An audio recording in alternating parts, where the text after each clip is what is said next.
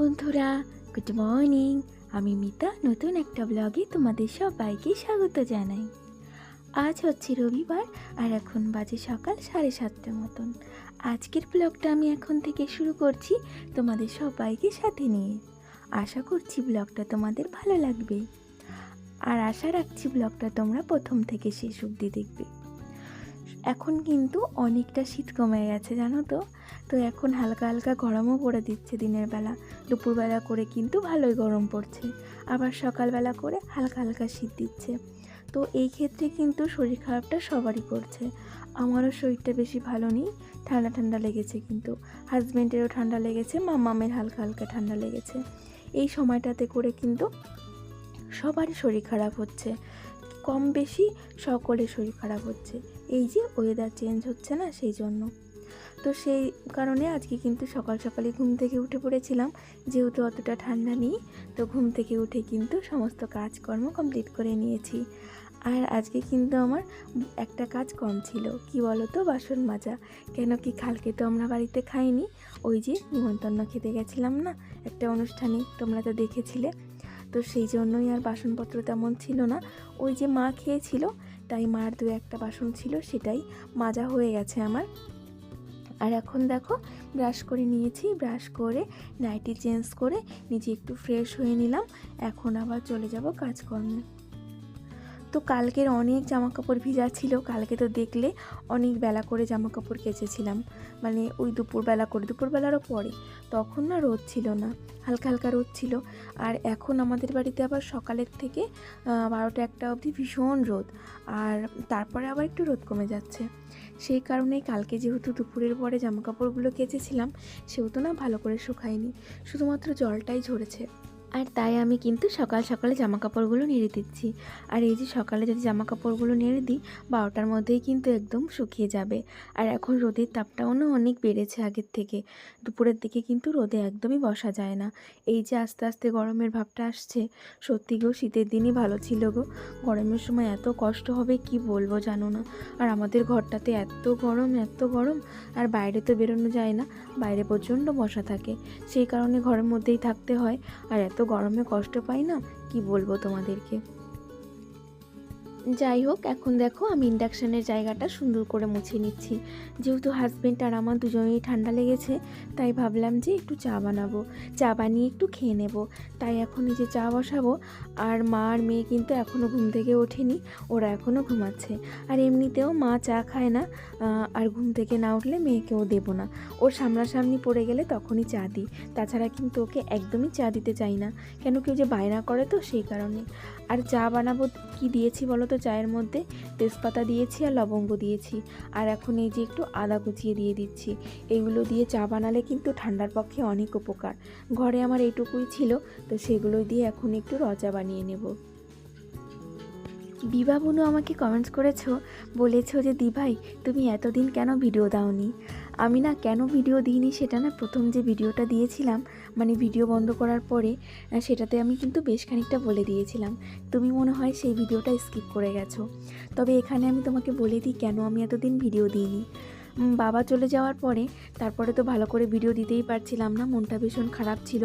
তারপরে মায়ের না ভীষণ পরিমাণে শরীর খারাপ হয়ে গেছিলো, আর এখনও রয়েছে, মার ভীষণ পরিমাণে শরীর খারাপ জানো তো। সেই বিষয়ে একটা মন খারাপ ছিল, মানসিক অশান্তিতে ছিলাম, মাইন্ড কিছুই ভালো ছিল না। এখনও ভালো নেই, এখনও প্রচুর পরিমাণে মন খারাপ আমাদের। তবে কি বলো তো, ওই যে একটু একটু করে মানে নিজেকে সামলে নিচ্ছি, নিজেকে বোঝাচ্ছি যে এইভাবে যদি থাকি তাহলে মাকে তো ঠিক করা যাবেই না, আর আমরাও অসুস্থ হয়ে পড়ব। তাই নিজের মনকে শক্ত করে সমস্ত কিছুকে পিছনে ফেলে দিয়ে আবার এই যে সব কিছু নতুন করে শুরু করেছি। তবে একটা কথা কি বলো তো, মায়ের শরীরটা ভীষণই খারাপ, ডাক্তার দেখানো চলছে, অনেক টেস্ট চলছে, দেখা যাক কি হয়। তোমাদের আমি বলতে থাকবো মায়ের অবস্থার কথা। আর এখন দেখো চা বানিয়ে চা খেয়ে ভাতও কিন্তু বসিয়ে দিয়েছি তোমাদের সঙ্গে কথা বলতে বলতে। আর সিদ্ধ ভাতই করে নিচ্ছি সকাল সকাল। আর ভাতের পরে যে মানে চাল ধোয়া যে জলটা থাকে সেটা কিন্তু আমি ঘরের গাছগুলোতে দিয়ে দিলাম। আর ঘরের গাছগুলোতে অনেক দিন জল দেওয়া হয় না জানো, গোড়াটা একদম শক্ত কাঠ হয়ে গেছে। তো সেই কারণে ঘরের গাছগুলো জল দিয়ে দিলাম। ঘরের গাছগুলো আমি একটু কমই জল দিই, কেন কি ওরা ঘরে থাকে তো সেই জন্য একটু কম জল দিই। আর বেশি জল দিলে হয়তো গোড়া পচে যেতে পারে। তারপরে বাইরে গিয়ে জলটা দিয়ে দিলাম।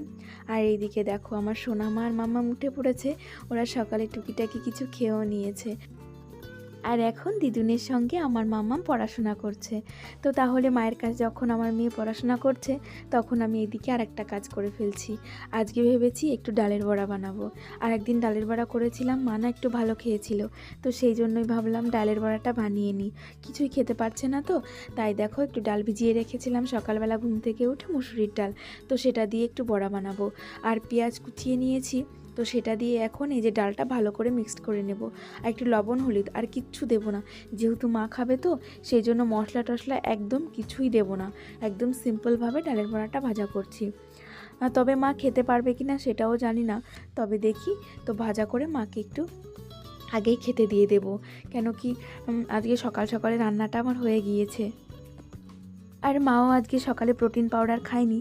মা বলে প্রোটিন পাউডার খেলে খিদে মরে যায়, আমি আর ভাত খেতে পারি না, ওই জন্য প্রোটিন পাউডার খাবো না, সকালে অল্প কটা ভাত খাবো। একদম 1 চামচ ভাত খায় আমার মা জানো। তো যাই হোক, সকালে আমাদের খাওয়া দাওয়া হয়ে গিয়েছে। আর এখন এই যে কিছু বাসনপত্র বেরিয়েছে সকালে চা খাওয়া দিয়ে আর ভাত খাওয়া দিয়ে, তো সেগুলো কিন্তু আমি একসঙ্গে কলপারে নিয়ে এসেছি। আগে কিন্তু এই যেগুলো মাজা হয়নি, তো সেই জন্য একসঙ্গে মেজে নিচ্ছি এখন। আর এদিকে জানি না কার সঙ্গে কথা বলছিলাম, আমার না মনে নেই, হয়তো মেয়ে হবে, না হাজব্যান্ড হবে, না মা হবে, কেউ একটা হবে। তো যাই হোক, কথা বলতে বলতে আমি এখন বাসনগুলো মেজে নিচ্ছি। সেই সকাল থেকে আর রাত পর্যন্ত এভাবেই কিন্তু সংসারের জন্য আমাকে খেটে যেতে হয়। সংসারটাকে ভালোবাসি বলেই এই সংসারটার পেছনে আমি কিন্তু এতটা খাটতে পারি জানো। সংসার যদি না ভালোবাসো তাহলে কিন্তু সংসারের কাজকর্ম করতেও একদমই ভালো লাগবে না। অনেকে বলে দেখি ভালো লাগে না সংসারে কাজ করতে, এটা ওটা অনেক কিছু বলে। তো আমি তাদেরকে একটা কথাই বলবো, আগে সংসারটাকে ভালোবাসো, তাহলে দেখবে সংসারে কাজ করতে অনেক ভালো লাগবে। দুদিন আগে আমাকে একজন একটা কমেন্টস করেছিল, আমি না বুঝতে পারছি না যে তুমি ছেলে না মেয়ে। ঠিক আছে, প্রোফাইলে তেমন নামটা আমি বুঝতে পারিনি, তবে তোমার কমেন্টের উত্তরটা আমি দিয়ে দিচ্ছি। তুমি আমাকে বলেছিলে যে তোমার ননদরা তোমাদের বাড়িতে আসে না, কি বলো তো? হ্যাঁ আসে।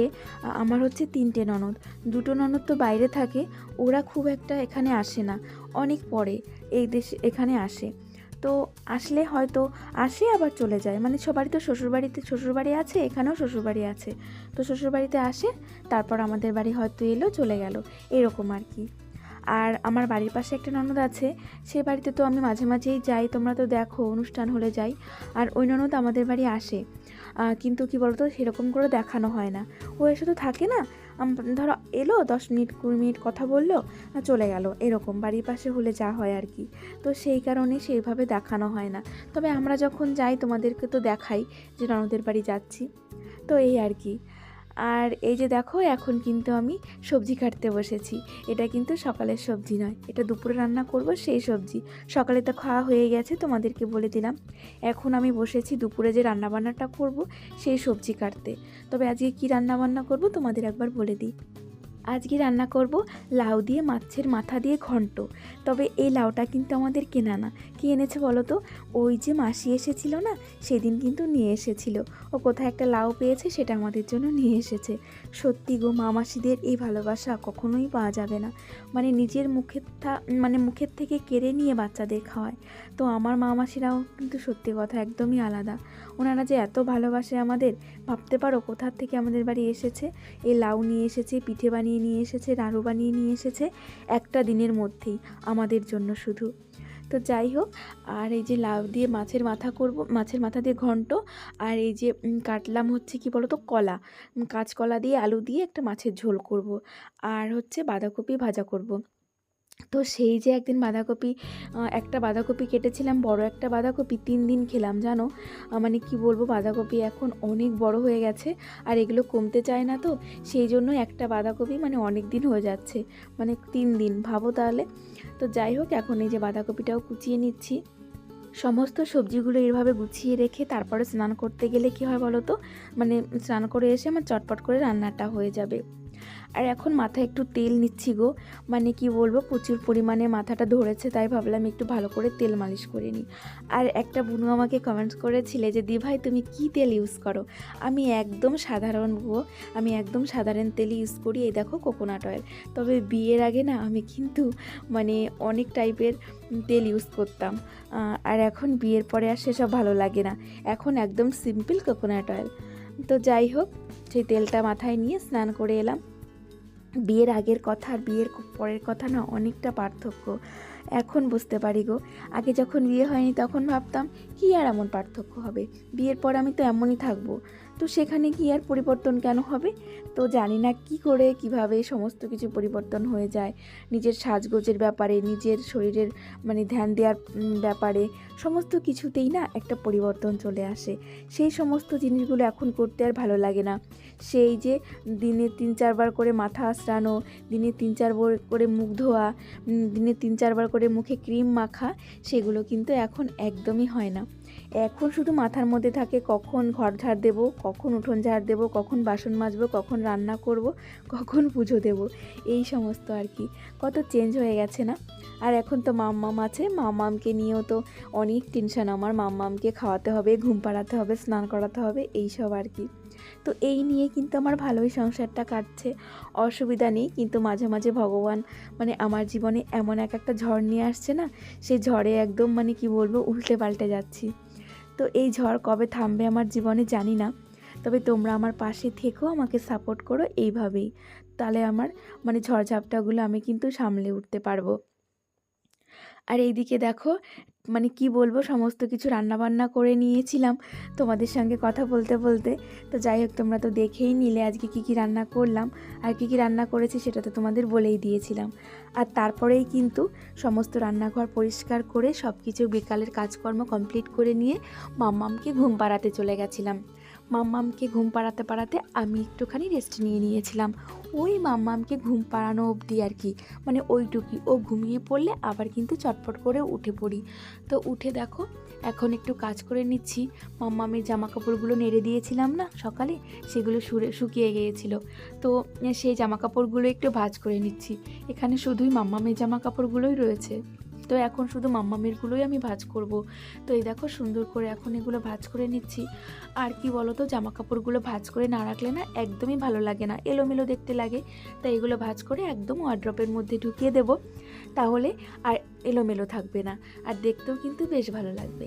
আর আজকের ভিডিওটা কিন্তু আমি এখানে শেষ করব। তোমরা সবাই ভালো থেকো, আমরাও ভালো আছি, তোমাদের সবাইকে টাটা।